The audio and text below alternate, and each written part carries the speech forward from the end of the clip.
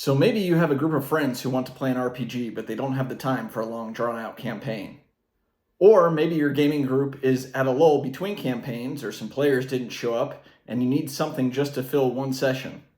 Well, let me introduce to you the best one-shots I've come across. One-sheet one-shots put out for free by Pinnacle. This is the maker of Savage Worlds.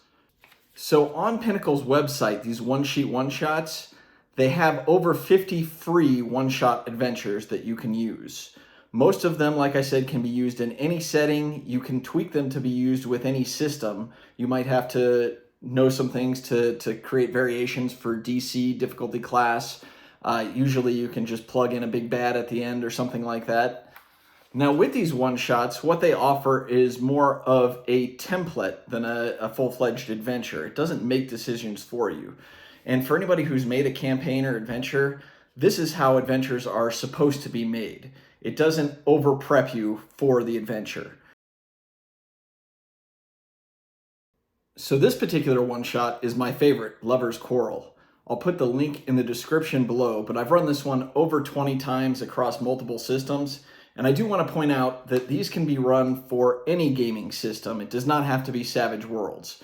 This one was originally made for Deadlands, but I have run it in D&D, Pathfinder, even kind of made a variation for Spelljammer, also made a variation in the North Pole with the kids that I'll go over a little bit later.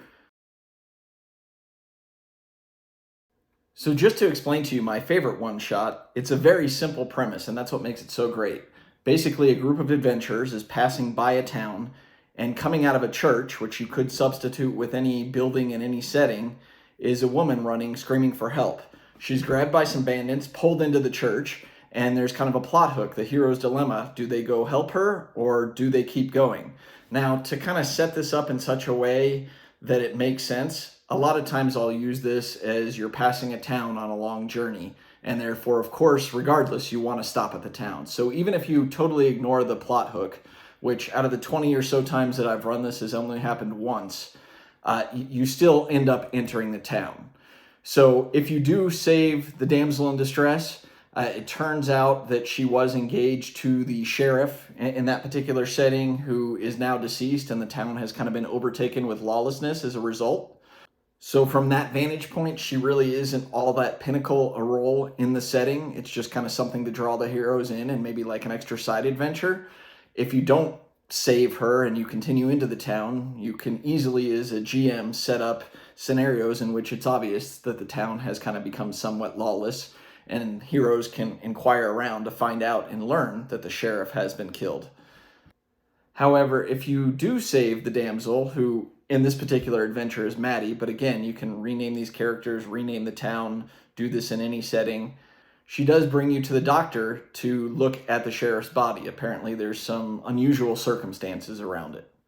Now, going into the adventure, as you meet the doctor, you talk to the deputy of the sheriff, you speak to various people throughout the town. You discover that there is somebody who moved into the town and set up business about 3 months ago, set up an inn or nightclub, something like that, and it turns out to be a succubus at the very end that you can either defeat, ignore, do whatever your players want to do, and that's what's so great about it. As I said, I've run this about 20 different times. I ran it once with my kids in the North Pole, where they were walking by a town outside of the North Pole, and they had South Pole elves that were taking over a bakery. The baker came out asking for help. Very similar circumstances. You go in, you find out, rather than a sheriff being deceased, you find out that Santa Claus himself has been frozen by these South Pole elves. And you kind of have to learn what's been going on with that. So it was parallel using the same template as an adventure. Another time I ran this in a Game of Thrones setting, and in that particular instance, my players actually decided to side with the succubus, sell all the remaining law officials to the Night's Watch to be shipped to the wall to serve on the Night's Watch, and then left the town richer and, took a ship and sailed to Dorne or something like that, I believe.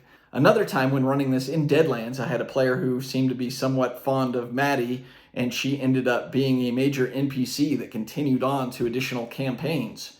So as you can see, there is no right or wrong way to run this adventure. But what's great about it is all on one sheet. Now it's front and back.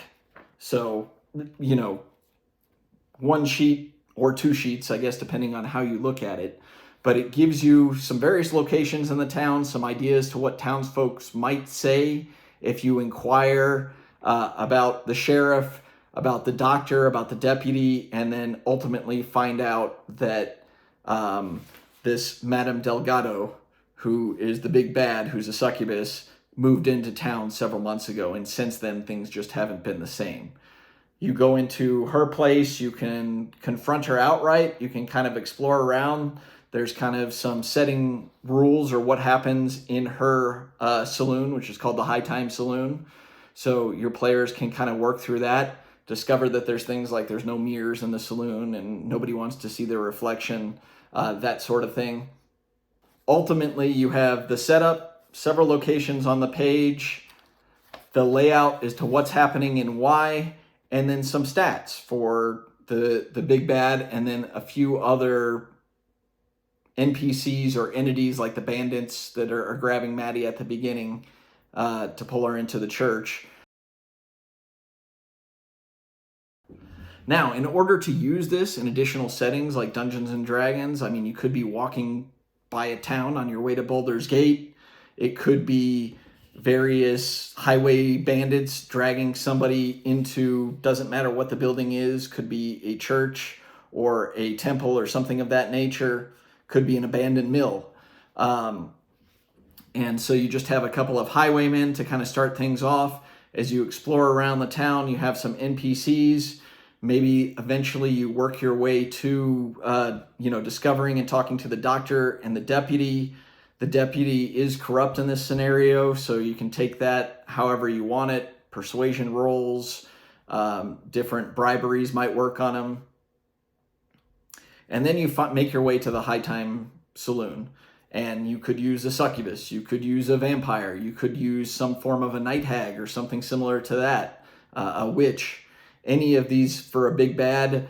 She does have some minions. Maybe you can use some vampire spawn or something in that case, or some lower level cultist, something to that effect. I think the important thing when using any of these one-shot adventures that you have to realize is, since they were originally made for Savage Worlds, when you convert them, you just have to know some of the basic rules. So basically, if you make a skill check, that's probably a DC 15. If you make a skill check in Savage Worlds with what's called a raise, that's probably a DC 20 that's needed to make that particular check. You can probably figure out for yourselves, based on the skills that they're referring to, that you need to use. Certain skills are always going to be analogous, like one-to-one, like intimidation. You might have other skills and other systems that go by different names: streetwise, thievery, cunning. Sometimes it's just base persuasion.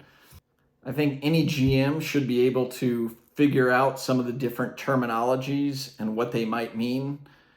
For example, it's a vigor check in Savage Worlds versus a Constitution save in D&D. Anyway, 50 free one-sheet one-shots on Pinnacle's website. They are extremely well written, extremely simple, and have saved me tons of time as a GM over the years. Feel free to check them out, tweak them how you need to. I know Pinnacle encourages that sort of thing. It's also, if you ever want to write your own one sheet or one shot, it's a perfect template to do so. I hope you all enjoyed this video. Thank you so much for watching. Until next time.